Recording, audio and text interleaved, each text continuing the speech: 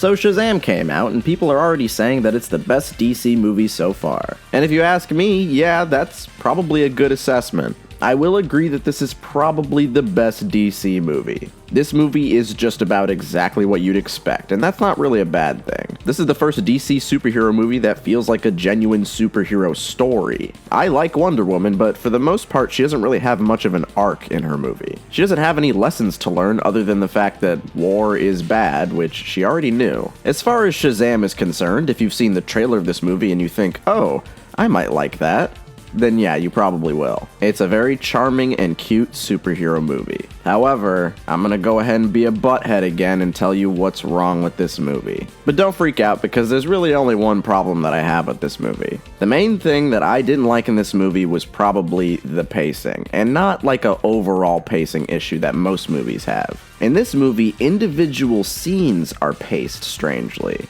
It's kind of hard to explain, but I feel like some scenes went on just a few minutes longer than they should have. In my opinion, to have a really tight screenplay, you have to cut your scenes once the point of the scene is established. Now, there aren't any overall rules to how to write a screenplay, but I think that it would have worked in this situation. The first third of this movie is pretty sluggish, and it drags in some weird places. For instance, in the opening scene of this movie, we have a flashback, and usually when a movie starts with a flashback, it'll cut right when it gets to the point of the scene. If we understand the purpose of the flashback, usually it's gonna stop right there. However, once we already learn the entire purpose of this scene, it kind of just keeps going for a few more minutes. If we've established the motivations of the characters in the scene and we've established the purpose of the scene, then we should just cut. I feel like less is more in most cases, but in this movie, the scenes just drag on a little too long. And this makes the pacing awkward because it makes the movie feel a lot longer than it actually is.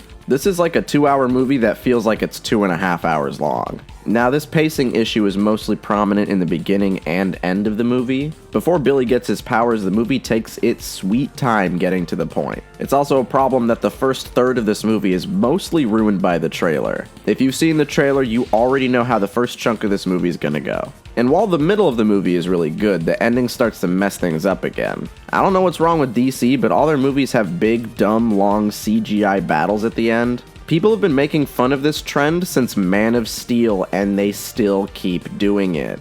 Now granted, I think the final battle in this movie is the most bearable one so far, but it feels like the fight is supposed to end way sooner than it does. It really drags on, and since there isn't really any fight choreography in this movie like there are in other DC movies, it gets kind of boring to watch. We are officially at the point where DC movies have evil robot Jeff Bridges moments. Because without fail, every single DC movie at this point has had an ERJB, a big dumb CGI final battle that comes out of nowhere. I'm not going to spoil how the final battle goes in Shazam, just know that that was probably my least favorite part of the whole movie. However, despite the pacing, I think the movie still works in a lot of other areas. The movie is actually pretty well written as far as the dialogue is concerned. It was actually really funny and sharp, and that's about what I expected, and it's what I wanted going into this movie. The kids in this movie all act their age, which is always a relief. The kid from It, who plays Billy's friend, is amazing, and he deserves way more love because I was totally into his performance. Zachary Levi is so convincing as Big Billy that I honestly forgot he was a separate actor playing the same character.